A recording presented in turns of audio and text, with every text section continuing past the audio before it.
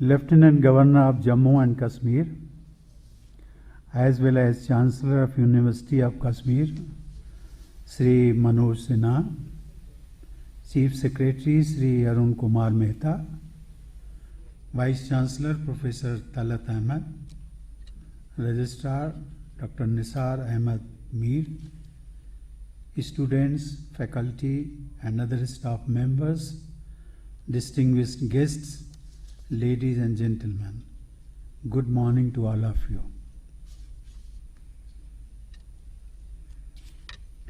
May I suppose, may I speak a few words in Kashmiri? May I suppose kusi taimilit.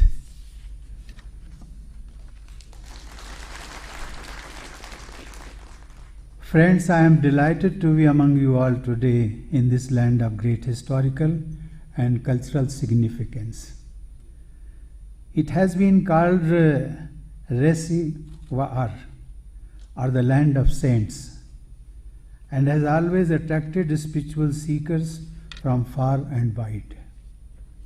I feel blessed in standing on this land, which is not only reservoir of wisdom, but also endowed with unparalleled natural beauty. Ladies and gentlemen, first and foremost, I would like to congratulate the young students of the University of Kashmir who are being conferred with their respective degrees in this convocation. Post-e Mubarak. I have been told that close to 3 lakh students are receiving degrees today. I am impressed by the numbers. With more than 2.5 lakh bachelors and more than 1,000 doctorates over the past 8 years, the university has made remarkable progress. I would like to tell each of you that your quest for learning and your faith in knowledge as an agent of change are really inspiring.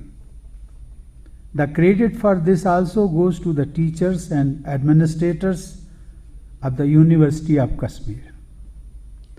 These achievements are not surprising because Kashmir has always been known as Sharda Desh, after the illustrious Sharda Peeth, which was a famous center of learning in ancient times.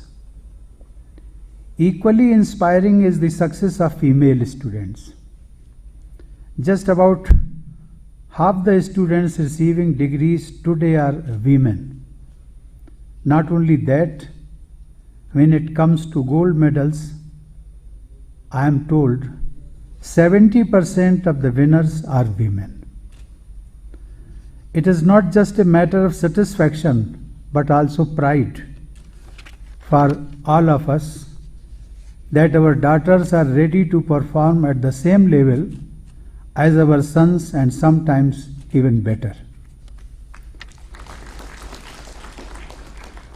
It is this belief in equality and capabilities that needs to be nurtured among all women so that we can successfully build a new India, an India which is at the forefront of the Comity of Nations. Building our human resources and infrastructure are the stepping stones to this higher ideal.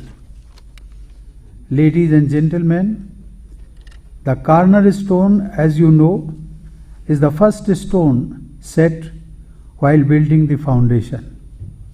Education in that sense is the cornerstone in the foundation of our nation building. India has always prided itself in placing knowledge above all. We had great traditions in learning, and Kashmir too has been home to some of them.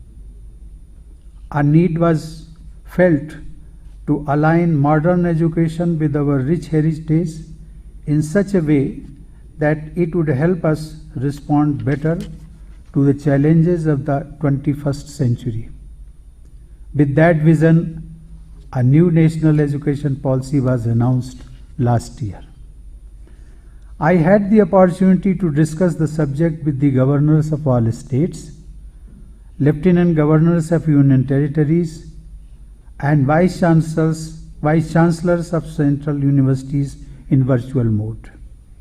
I also addressed a conference on implementation of national education policy in Jammu and Kashmir in virtual mode last September, which was referred to by Honorable Lieutenant Governor.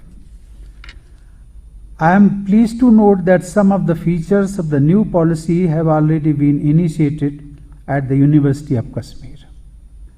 Besides constituting a committee to devise a roadmap for the timely implementation of the policy, several academic courses have been realigned to meet the objectives of this policy. Under the choice-based credit system as outlined in the policy, a credit transfer policy has been adopted to help students complete their requisite credits from the department of institution of their choice. Ladies and gentlemen, another significant feat of this university is the emphasis it has placed on research, which is an important component of the new policy. I am told that the University of Kashmir has the distinction of being one of few in India with a dedicated center for interdisciplinary research and innovations that will encourage young scientists through various fellowships across varied disciplines. The University of Kashmir has added another feather in the cap with the setting up of two centers that are of high importance. One is devoted to glaciology and the other to Himalayan biodiversity documentation, bioprospection and conservation. Then there is also the National Himalayan Ice Core Laboratory. Climate change, as you are aware, is the most critical challenge before humanity in this century. Global warming is making its impact everywhere, but nowhere is it more felt than in the fragile ecosystem of the Himalayas. I am confident that these two centers of excellence and the laboratory will help Kashmir and also show the way to the world in combating climate challenges and nurturing nature. I would like to encourage youngsters to take this opportunity provided by these platforms. They can look forward to a happy combination of a great cause and a great career. Dear students, one of the key aims of the new education policy is to place more emphasis on vocational education. In this area too, the University of Kashmir has been successful in offering skill development certificates and degree level courses. Through its Directorate of Lifelong Learning and Deen Dayal Upadhyay Kaushal Kendra, learning is provided in diversified sectors such as automobiles, textile, agriculture and horticulture. Above all, I am glad to know that your university has responded to the pandemic in a most praiseworthy manner. The entire world has been facing a difficult time. The coronavirus has impacted all walks of life and education is no exception. Fortunately, technology provided a solution. Schools, colleges and universities across India have continued to provide education in the online mode. After the outbreak last year, the University of Kashmir immediately shifted to online modules and made e-resources available to its students. Moreover, it also supported the administration by providing quarantine facilities at its main, north and South campuses. It shows how a university's contribution to society can go far beyond imparting education. Ladies and gentlemen, Kashmir is a place that defies descriptions. Many poets have tried to capture its beauty, calling it paradise on earth. But it is ultimately beyond words. It must be this bounty of nature that has also made this place a hub of ideas.